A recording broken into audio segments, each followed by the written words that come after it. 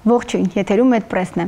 Մենք շարունակում ենք քննարկել հարցեր, որոնք իսկապես կարևոր են։ Խոսում ենք առողջության պահպանման, հիվանդությունների կանխարգելման եւ բուժման մասին։ Այսօրվա հյուրը բժիշկ անոթաբան է, ում հետ քննարկելու ենք անոթների առողջությանը վերաբերող հարցեր։ Մեր հյուրն է Արթմեդ բժշկական կենտրոնի անոթային վիրաբույժ Արթուր Հակոբյանը։ Ողջույն բժիշկ Հակոբյան, շնորհակալ եմ մեզ հյուր գալու համար։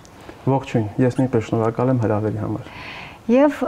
առաջին հարցը հենց այսպեսին է, քանի որ ինչպես շատ հիվանդություններ, անոթային հիվանդությունների հանդիպման հաճախականությունը նույնպես շատացել է։ Խնդրում եմ նշեք, թե որոնք են ամենահաճախ հանդիպող անոթային հիվանդությունները եւ ինչ հաճախականությամբ են հանդիպում կանանց եւ տղամարդկանց մոտ։ Նախ կուզենամ նշել, որ անոթային վիրաբուժության մեջ մենք տարբերում ենք 3 համակարգի հիվանդություններ, դա մեր երակային համակարգի հիվանդություններն են, զարկերակային համակարգի հիվանդությունները եւ իհարկե ավշային համակարգի հիվանդությունները։ Ուստի այստեղից բխում է, որ մենք ունենք այսօր բավականին նեղ մասնագիտություններ, նույնիսկ անոթային վիրաբուժության մեջ արդեն կան նեղ մասնագիտություններ։ Առանձին այդ ճյուղերով զբաղվող մասնագետներ։ Այո, մասնագետներ, որոնք մասնագիտացված են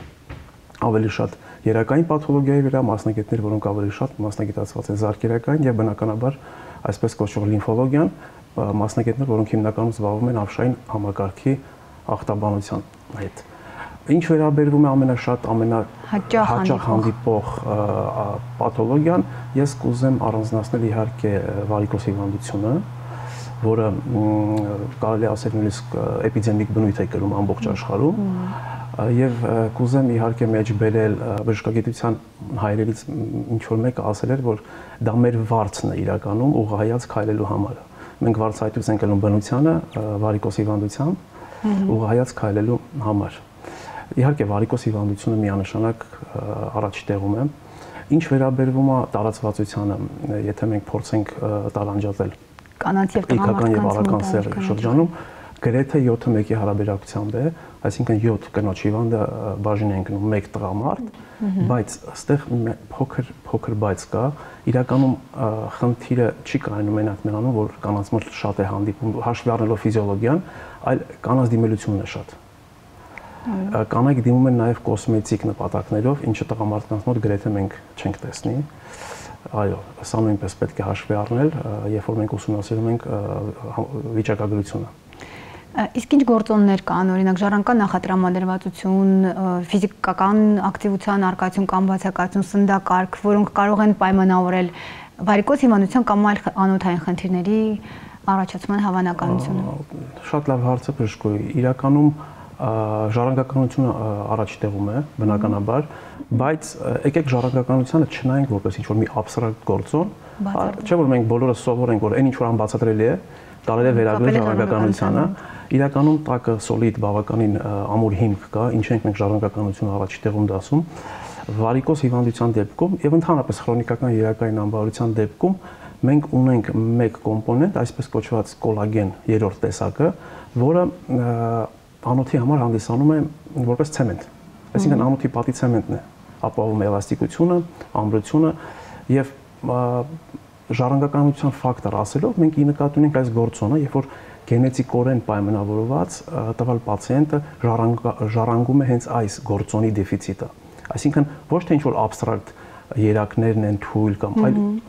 բուն կոլագեն երրորդ տեսակի դեֆիցիտը բերում է նրան, որ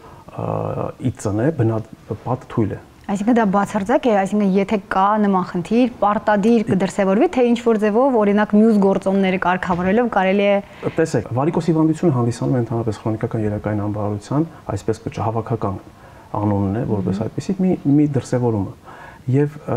բազմագործոնային, այսինքն մուլտիֆակտորիալ հիվանդություն է, եւ բնականաբար մեկ գործոնով պայմանավորված չի։ Եթե պայմանավորված է մեկ կամ երկու գործոնով, մենք համատարած կունենենք, այսինքն պոտենցիալ ցանկացած, չգիտեմ, երկրորդը կամ բոլորի մոտ կտեսնենք մենք վարիկոս, բայց իրականությունը այդպես չէ։ Մնացած գործոնները դա մուլտիֆակտորային չի նշանակում, այսինքն մի քանի գործոնով պայմանավորված մենք տեսնում ենք հիվանդության դրսևորում։ Տեսեք, ժառանգականությունը որպես մեկ առանձնացրեցինք, հա։ Մի քիչ ավելի հասարակ լեզվով բացատրեմ, պատկերացնենք մենք տուն ենք կառուցում եւ պատերի մեջ ցեմենտը քիչ է։ Գրեթե նմանատիպ սիտուացիա է։ Երկրորդ գործոնը կուզենամ առանձնացնել իհարկե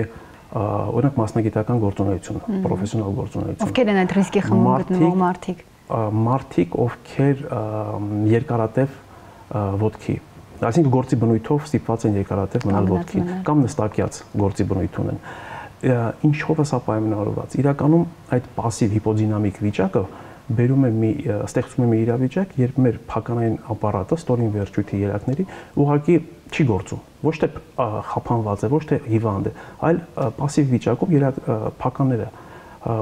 փակված չեն, բաց են եւ մենք տեսնում ենք արյան կանգ ստորին վերջույթներում։ Բնականաբար երկարատև 1 տարի, 2 տարի, մի քանի ամիս այս ամեն ինչը բերելու է հիդրոդինամիկ եւ հիդրոստատիկ ճնշման մեծացմանը ստորին վերջույթներում եւ ի վերջո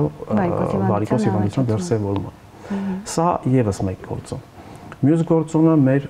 իհարկե մարմնի քաշն է, մարմնի զանգվածը։ Ավելորդ քաշը նույնպես նպաստում է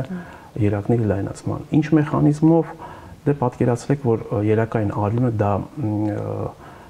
ընդհանրապես մեր շրջանառությունը դա շրջանառություն է, հա, եւ երակային արյունը հոսում է ծանրության ուժին հակառակ, այսինքն ներքևից վերև, որպեսզի մեր հերոստատիտողը լավ պատկերացնի, եւ ծանրության ուժը դա մեկ գործոն է եւ այդ արյան զանգվածը փորձում է բնականաբար քաշել ներքև, մյուս կողմից փականային ապարատն է, որ пассив աշխատանք է կատարում եւ մեր մարմնի զանգվածը ավելորդ քաշը, որը նույնպես որոշակի ֆիզիկական խոչընդոտ է օրգանիզմի համար, որը պետք է հաղթահարի։ Սա նույնպես էլի 1 տարի, 2 տարի, տասնամյակ թողում է իր ազդեցությունը։ Բայց մենք էլի գործոններ ունենք։ Օրինակ կանանց մոտ, հա, պայմանավորված սեռով նույնպես հաճախակի է հանդիպում,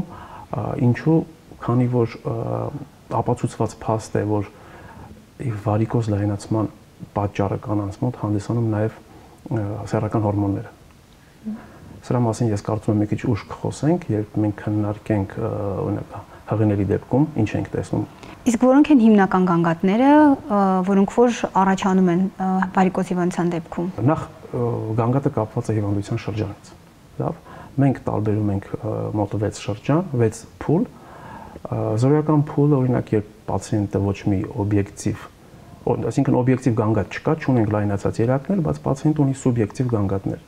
Իսկ երբ կոսմետիկ խնդիր է առաջանում, ուղղակի ինքը նկատում է, թե ուղղակի կոսմետիկ դա երկրորդ ուրեմն շրջանն է, երբ մենք ունենք այդ այսպես կոչված այդ վարիկոզ աստրիկները, մասնագիտական առումով կոչում են ռետիկուլար վարիկոզ, բայց առաջի գանգատը, որ պացիենտը նշում է, դա հոգնածությունն է ստորին վերջույթներում, առավելապես օրվա երկրորդ կեսին, լավ, որպես կանոն երակային հիվանդները առավոտյան գանգատ չեն նշում։ Գանգատները սկսում են օրվա երկրորդ կեսին ակտիվ գործունեությունից հետո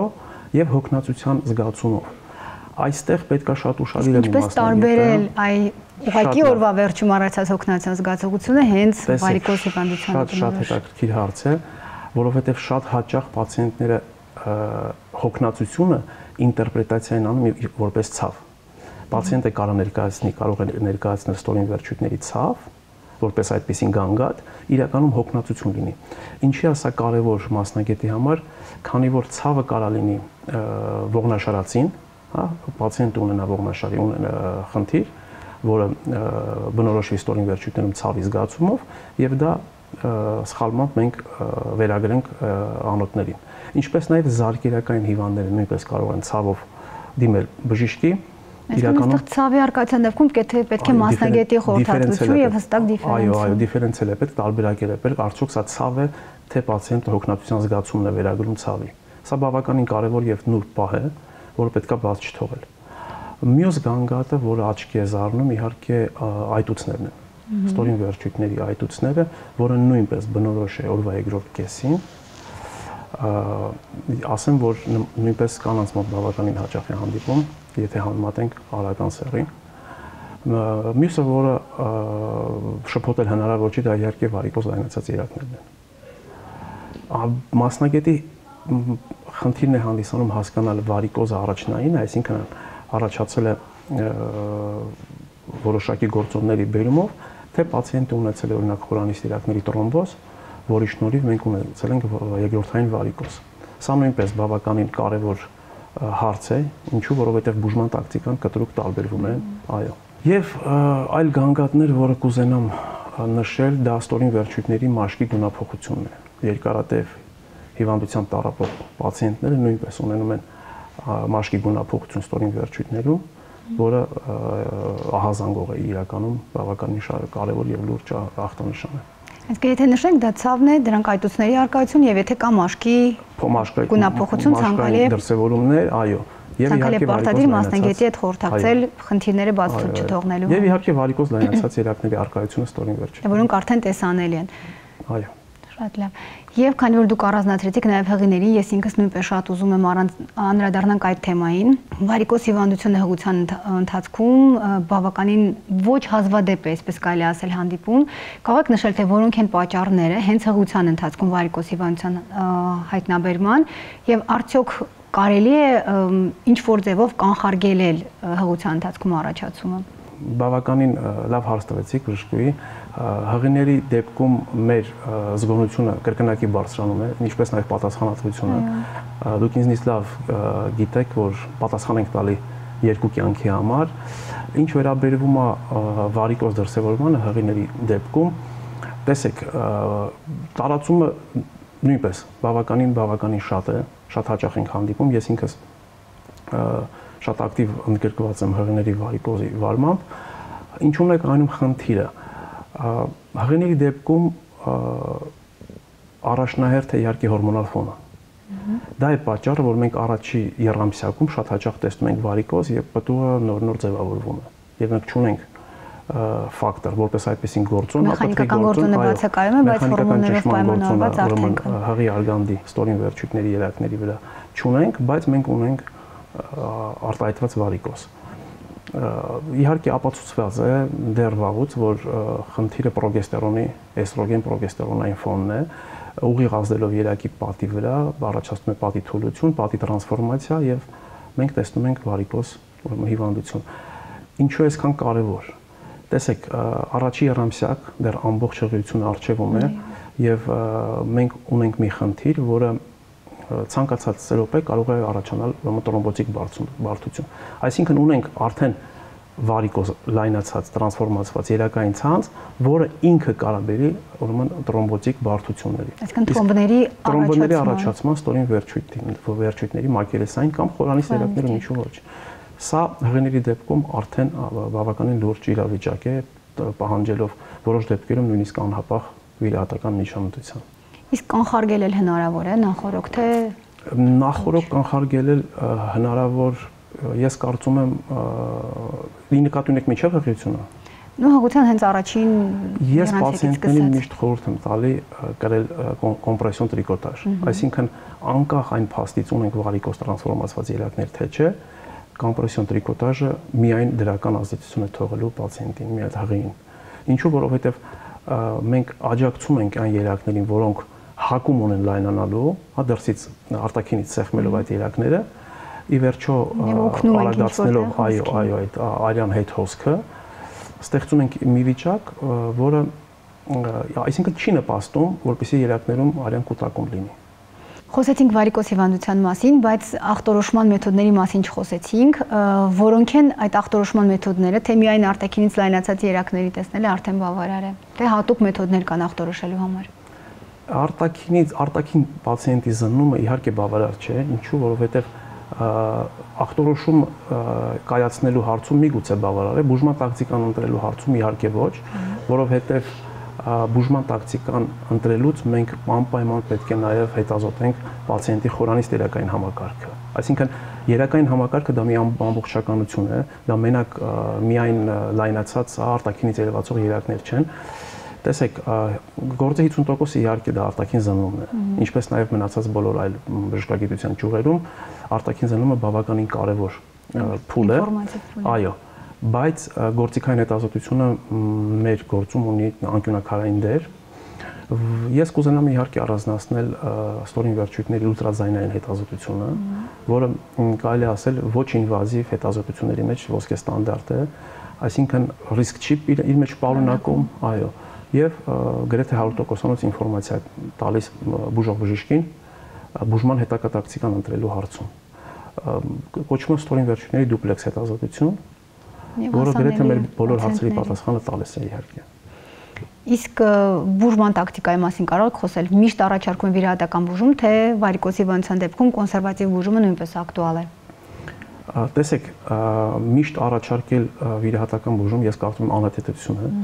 Կոմբինացված մոտեցում է պետք, ընդհանրապես ոչ մի քրոնիկական հիվանդություն ես չեմ կարծում, խոսքը իհարկե վիրաբուժության ասպեկտի մասին է, չի ենթադրում իր մեջ միայն ուրեմն վիրահատական միջամտություն։ Հարցին պետք է մոտիկանալ ավելի մի քիչ ավելի գլոբալ եւ համադրելով, համատեղելով եւ վիրահատական միջամտություն, եթե ցուցում կա իհարկե եւ կոնսերվատիվ թերապիան։ Նու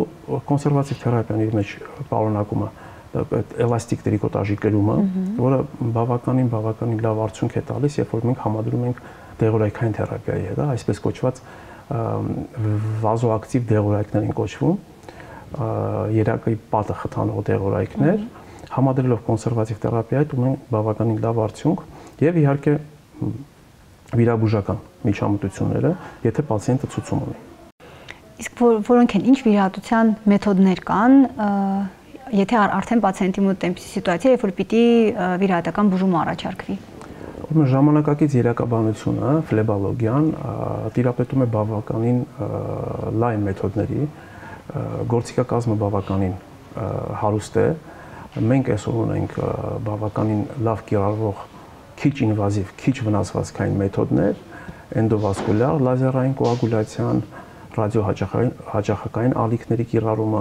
ունենք նաև որոշակի սոսինների տեսակներ կա, երբ մենք կիրառում ենք պացիենտների վարիկոզ լայնացած երակները փակելու համար։ Ուղղակի խցանվում են։ Այո, սկլերոտերապիայի տարբերակն են կիրառում, ներարկելով որոշակի նյութեր երակի լուսանցքի մեջ, առաջացնելով երակի պատի բորբոքում, մենք ունենում ենք երակի խցանում։ Եվ իհարկե, այսինքն վարիկոզ հիվանդությունը որպես այդպեսին չի դրսևորվում։ Այսինքն վիրահատական եղանակներն էլ շատ տրավմատիկ չեն եւ կարելի է վիրահատական եղանակները շատ մեծ փոփոխություններ են ապրել հին ժամանակների այդ մեծ տրավմատիկ կտրվածներից այսօր մենք անցել ենք շատ փոքր մինի ինվազիվ փոքր տրավմատիկ կտրվածների նույնիսկ մեկ անցքով ենք սահմանափակվում եւ իհարկե բավականին լայն կիրառում է ունի այսօր էնդովասկուլյար վիրաբուժությունը այսպես կոչված էնդոֆլեբոլոգիան, երբ վարիկոզ լայնացած երակները մենք հեռացնում ենք կամ ավելի ճիշտ կլինի ասել փակում ենք օգտագործելով լազերի այս կամ այն տեսակները։ Շատ լավ, այսինքն վիրահատությունից հետո պացիենտները շատ արագ են կազդուրվում եւ կարող են վերադառնալ պացիենտները վիրահատարանից, վիրասեղանից իրենց իսկ ոտքով քայլելով ինքնուրույն գնում են տուն։ Այսօր անօթաբանությունը հասել է այդ արդյունքներին այո։ Դե իրականում շատ կարևոր պահ է, որովհետև մեր ժամանակում այս կյանքի ռիթմի հետ եւս մի կարևոր պահ արագ վերականգնվել եւ արագ անցնել սովորական կյանքին։ Իհարկե, դարձել է այսպես կոչված ամբուլատոր վիրաբուժություն։ Այսինքն պացիենտը որպես այդպեսին գիշեր հիվանդանոցում չի անցկացնում։ Շատ լավ։ Իսկ ինչ սովորություններ կարող ենք ունենալ, որպեսզի պահպանենք մեր անոթների կամ հենց երակների առողջությունը, կամ ինչ սովորություններ ձեռք բերենք, կամ ինչ սովորություններից հրաժարվենք, որպեսզի ունենանք առողջ անոթներ, հատկապես երակներ։ Գիտեք, ես կարծում եմ սովորությունները ոչ թե միայն անոթներին են վերաբերվում, այլ անոթները մեր օրգանիզմի ամբողջականության մի մասն են, եւ այդ սովորությունները վերաբերվում են թե անոթներին, թե նաեւ մնացած այլ օրգան համակարգերին։ Իհարկե ակտիվ կենսակերպը շատ ողջունելի է եւ շատ խթանիչ, որը շատ հոյակապ կանխարգելիչ մեթոդ է ապագայում անոթային պաթոլոգիայից խուսափելու համար։ Քաշի մենեջմենթը շատ կարեւոր է, հետեւել սեփական մարմնի քաշին, որպեսզի նույնպես ապագայում չունենալ նման խնդիրներ։ Սնունդը բնականաբար, ինչ ենք մենք ուտում այսօր, ինչ խնդիրներ է դա առաջացնելու ապագայում։ Հիմնականը այսքանը եւ իհարկե վատ սովորություններին կուզենամ անդրադառնալ շեշտը դնելով ծխախոտի օգտագործմանը, որի անոթների համար հանդիսանում է համար 1 թշնամին իհարկե։ Շնորհակալ եմ բժիշկ Հակոբյան կարևոր ինֆորմացիա հաղորդելու համար։ Ես նույնպես շնորհակալ եմ։ Իսկ դուք սիրելի հեռուստադիտողներ, հետևեք բժշկի խորհրդին եւ եղեք առողջ։ Կհանդիպենք հաջորդ շաբաթ։